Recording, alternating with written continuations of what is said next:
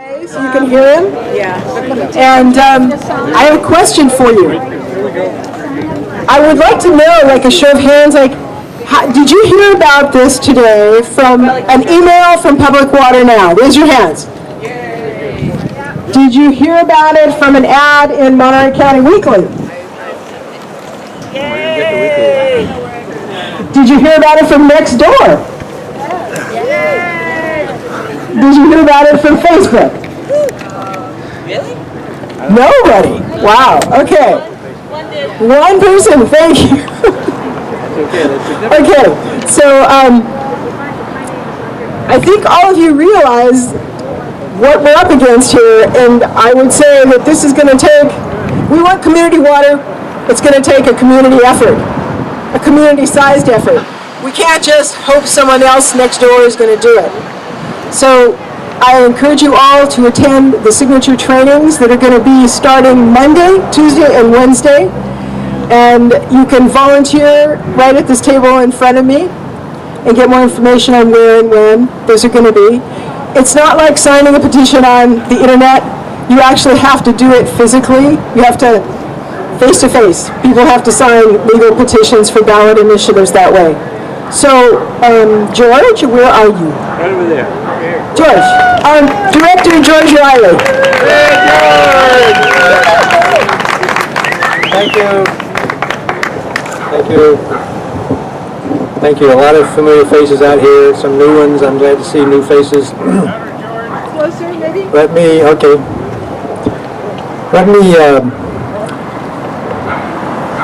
start by you know what this is all about. So I don't need to explain what Cal-Am has been doing, nor what we have been doing. But it is important that you know why it's so valuable that what we're doing, about what we're doing, and what you can be doing. But I want to give just a little bit of perspective on where we are. I'm calling this the championship round. You got division playoffs, you got the league play, or whatever it is. But this is the championship round because this is not the first time we've tried this, or that this community has tried this. This community tried this in the 1930s and failed. This community tried it right before Cal-Am bought the system in the mid-40s and failed. The community tried it again in the 70s and failed. So we got a history of failure behind us. But more recently, we have more failures. But more recently, the issue has become more dominant in the community. The reasons are more paramount than they ever have been. The cost of Cal-Am is more obvious than it ever has been. And I just want to remind you that there was an effort tried in 2005, more recently, which also failed, and then we failed in 2014. But what has happened since 2014 is the entire political landscape has changed. It's changed everywhere you look. And that's why I'm optimistic, and you ought to be optimistic, and you ought to be what happened here. Where's our sound guy? George, shout. What happened is... He's beeping. Battery beeping. There's an answer for this. Everybody get closer. There you go, yeah. Hello. Lost power. It's over. Let's move on. All right. Well, here's why the political landscape has changed as much as it has. Right after 2014 and we lost, some of us stayed very politically active on campaigns for candidates, unrelated to water, but not exactly unrelated to water. So the first big change was that we got Molly Evans elected to the water board. She is a public water proponent, and now that voice is on the board. Right after that, the supervisor's race for the 5th district. David Potter is gone. Yay! And I got to tell you, those campaigns depended on the ground game. It didn't depend on money. If you looked at the financial contributions that Molly Evans had in her small campaign for the water district, or Mary Adams' campaign for a much larger, more expensive campaign for the supervisor of the 5th district, you look at the money spent in those two campaigns, the one with the least money won. but the one with the biggest ground game won. That's the critical difference. And I want to tell you, that's critical to where we're going forward, because some key people who are sympathetic to this issue are in key positions. In 2014, all the mayors were opposed to us. All of the mayors then in office were opposed to us. It looks like that is not going to happen this time. It's not going to happen. Our congressman was against us last time. I mean, this is the formidable power structure that we were up against. All the mayors, including the congressman, including the 5th District Supervisor, and including Cal-Am's money. We know we're going to face Cal-Am's money, but we're not going to face the same political opposition we had before. And when I say the political landscape has changed, let me just finish that little picture.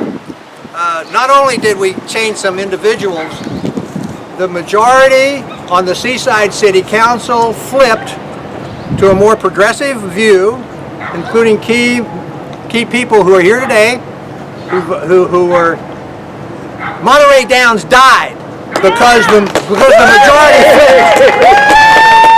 Monterey Downs never came to a vote after the election because the majority flipped. All I'm saying is people in certain positions are important. So just to say, Dave Pacheco is back here, Seaside City Council. See Kayla Jones. Congratulations, Kayla. Dave for getting reelected. Jason is here somewhere. Jason Campbell, here you are. Seaside City Council. The mayor of Monterey, I saw that tall guy. There you are, behind the balloon. And I saw Tim Barrett, I think. There you are. Have I missed? Elected? There. I know. Okay. Well, that's not even the landscape I'm talking about. It's changed. Okay. These are just good people in office. They listen. They hear, but they hear what we're talking about too. But let me just finish the landscape change. Measure Z passed. Measure Z was an attempt to insert local control, some version of local control over big oil. It won. It won handily. So there's a local control compared to big oil. Next subject, the Community Power Initiative, a different format. Most of the cities, most of the population supported that. Our county overwhelmingly supported it. Again, some version of local control over big energy. Maybe big oil too, but another, I'm sorry, yes. So now we're the third spoke of that kind of, or third part of that wheel perhaps, is that we want local control over big water. Yes. Or Cal-Am, or, don't forget, Cal-Am is its holding company is the largest water company in the United States. So we're going up against a big power. But if big oil could lose in one sense, if big energy could lose in another sense, then I think big water can lose in this sense. It's a much smaller population group we're working on, but it's enormously big to them. It's big to Cal-Am, it's big to American Water Works. It will be big to us if we can win. So what I want to make sure that you do is we're in the championship round. We don't know if there's going to be another group behind us to kind of pick up the banner. That's why we say now or never. Now's our chance. But Cal-Am has made it so much easier. First of all, we're in the right momentum, and we're in the right kind of orientation to make change. But Cal-Am is helping us because look what they're doing with their rates. Look at the stupid logic they're using. Save water, save water, save water, please save water. Oh, you're so good at save water, thank you. Now we're going to charge you for that water because we have a right to the money. We're a cash cow to Cal-Am. Look at our numbers. Every document we put together, we can certify, we can verify where we got the information. And it's all from Cal-Am's numbers. We don't make up a single thing. What we're trying to do is put the picture together so it communicates what's going on. Cal-Am takes about 40 cents, 45 cents of every dollar. They ship it out of our community. If we had local control or local ownership, that money would be churned in our local community. So that money is our money, and we ship it out. And we're aiming for not only getting the signatures we need, let me just back up a little bit on that. We're aiming to get the signatures we need, we're aiming to win the ballot argument next time, And the ballot, the schedule is to be on the November ballot next year, November of 2018. That's the same ballot that every mayor will be running for. Carmel's a little different. There will be in April, but still next year. Mike, thank you. The election in November will coincide with all the mayor's races and half the city council races. So we think that once we get that far along, we expect to only ask one question to any candidate. We only need to ask one question. It's not the whole, do you understand and where we've been and why we want it. One question. One question. Do you like sending your money to New Jersey, or would you rather have your money stay home? That's kind of the only argument we think we need to make. The elevator speech we're saying is we're being hammered by Cal-Am. Corporate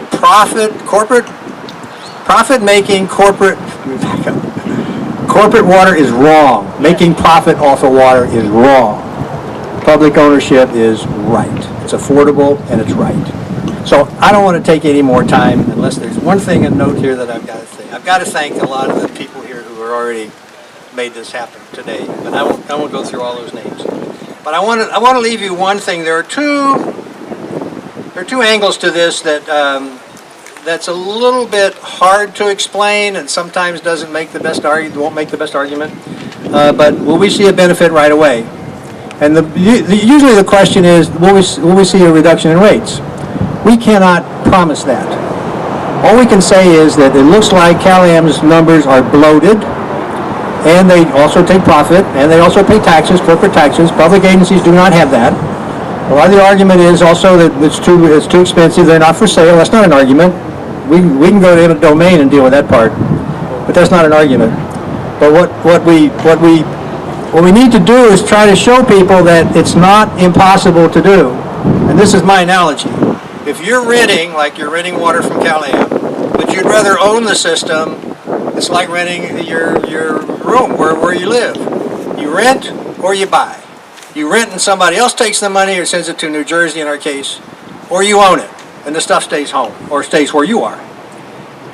The argument is, can we afford it because it's going to cost so much? I'm saying when you move from a rental unit to an owned unit, you stop one, you start the other. You don't pay both. You don't. You may for a month or something, but you don't. That's not the whole long-term plan.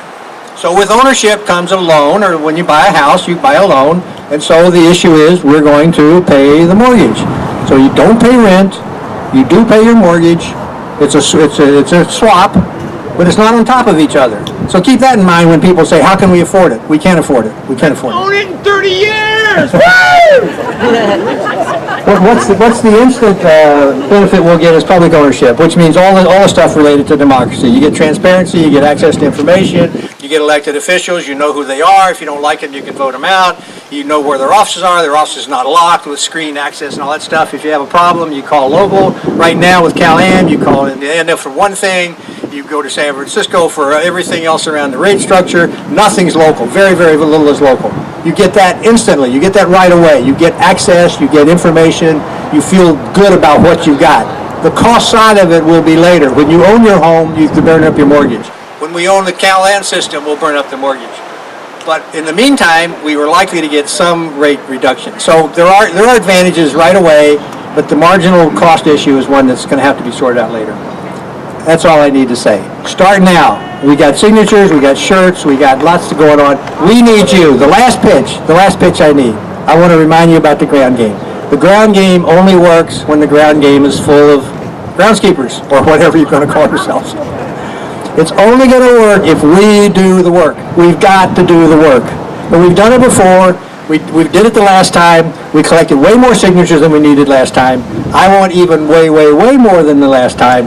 We can do this, guys. We can do it with your help. We can do it with your commitment to kind of just get out there and get those signatures. All of us that are wearing shirts and so on, we're going to be collecting signatures too.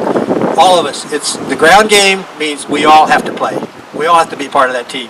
I hope you will be. I'm done. Back to music. Sign up. All right, one other thing. Okay, I'll be looking at you. Okay. Can you say your full name?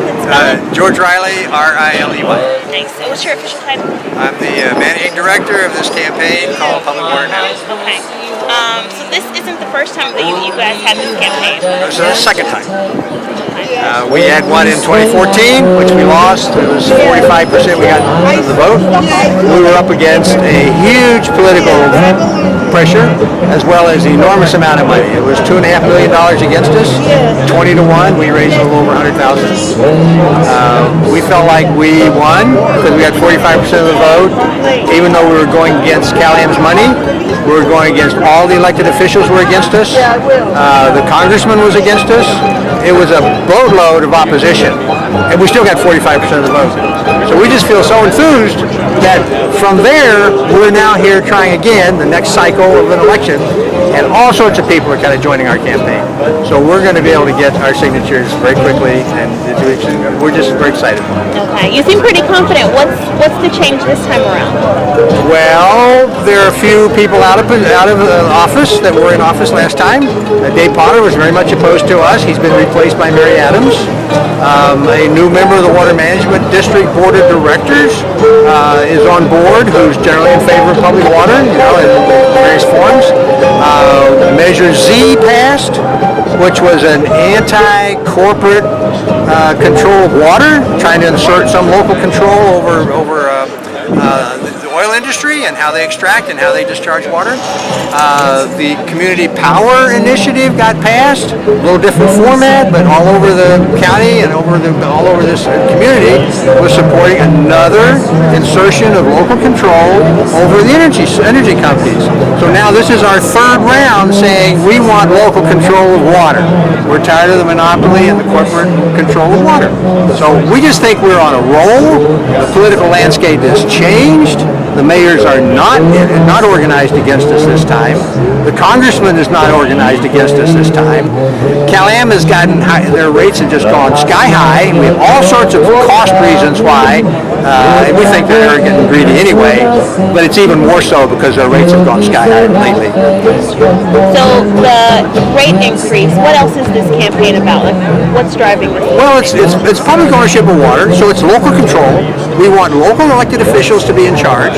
We want the dynamic of dealing with water issues to be in local hands. We don't want to go to San Francisco every time we have an argument. We don't want Cal-Am to have non-transparent, kind of difficult to. Their procedures are Cal-Am. Let me just back up. Cal-Am and PUC are not user-friendly. You have to go to San Francisco to get information. You have to join the process to get information. That's just terrible. Water is life. Why should we have a profit? Why should there be profit on water? We just say it's wrong. That's just fundamentally wrong. So we feel like we have the ethics on our side. The values on our side about community control, community growth, community water, community democracy applies here. Access, local control, public information, public budgeting, public setting of rates locally. You know where the people are. You can't get that in Cal-Am. You can't get that with the PUC. You can't get that. We want local control.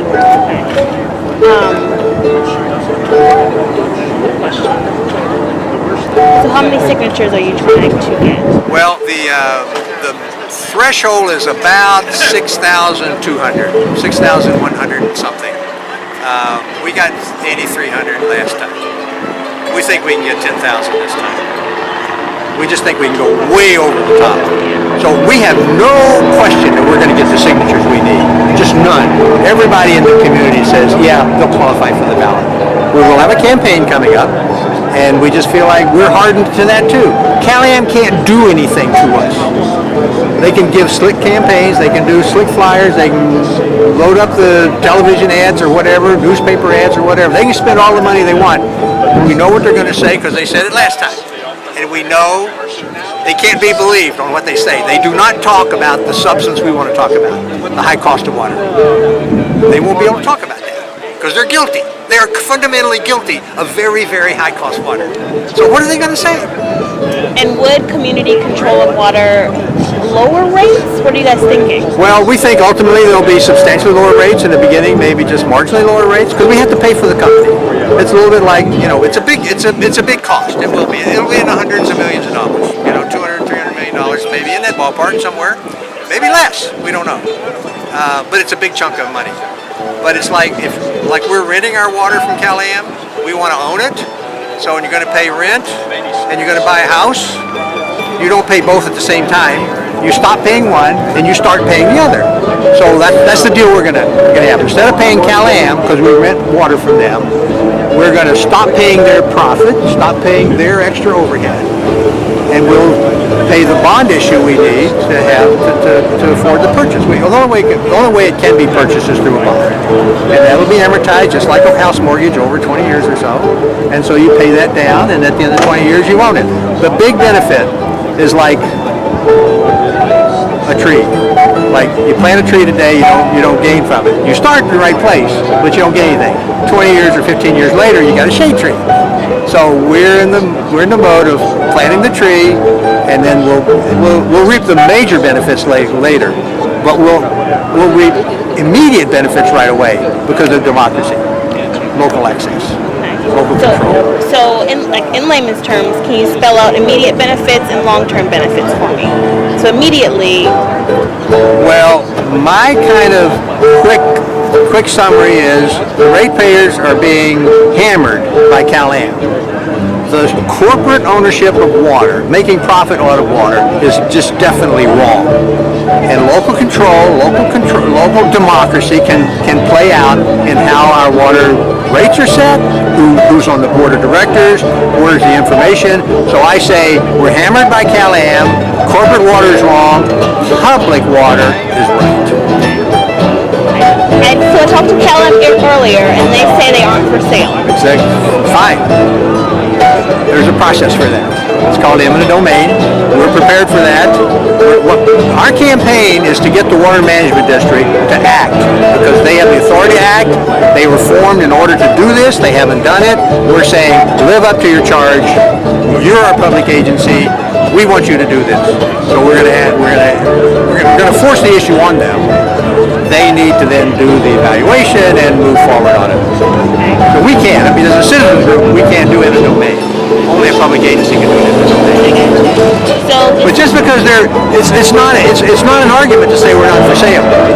Let's just say we're not going to argue with you. What's the argument? What is their argument why they do not want to sell, or why do they not, want to transfer control? We know why. We're a cash cow to Cal-Am. We are absolutely a cash cow. They make buku bucks off of us, and they take their money out of a community. I mean, we would love to see the money stay here, and local control would allow that too. So how long have you lived here? Where do you live? 20 years. Okay, so in 20 years, can you talk about how your water has increased those rates? Well, it's not really the water increase to me. When I moved here, everywhere I lived before, East Coast, up and down the East Coast, in California, I lived where there's public water. It was never an issue. I knew where to go, what it was. I wasn't particularly interested in public water or water. It just, I started reading the paper when I moved here 20 years ago, and I started reading about water wars, water fights, and all this stuff. So I just got interested. I started learning more about it and reading about it and getting active and learning more about PUC. I've been active with the PUC now for almost 10 years, and I just know that process is not user-friendly. I know that from personal experience, and there's a better way. What does that mean? So it's not user-friendly as in if you have a problem, or where you If you have a problem locally, you call Illinois or Florida. And that's your local contact number. And they don't know. They don't know their streets. They don't know the city names and so on. I mean, you can talk to them and they can say, yeah, well, I know Seaside is next to Monterey. And they say, well, it's right between. Well, but how is it between? I mean, if it were local, you could name streets and they know what you're talking about. But you can't. And we pay somebody in Illinois to take care of that. And we pay Illinois or Florida for the building services. Well, that could be here. Those could be jobs here. So that's what we're looking for. It's just an opportunity that we have local control. But making profit out of water from water is wrong. Just fundamentally, the value system is totally screwed up. You got to capture an audience. You got to have it. They just kind of charge whatever they can get away with. And the PUC is their best friend because the PUC agrees with them. We're against Cal-Am and the PUC because they both kind of work against our interests, ratepayer interests. you have anything else? That's all I have for you. I just think that democracy works and we're for it. It works with water too. When is your campaign starting? Well, it's starting today. Actually, we're signing up. This is the first day we can take signatures on our because we have to sign. We have to collect like the 6,200 signatures. We have to collect all those signatures and then turn them in. Okay. And so we're close. But today's the first day.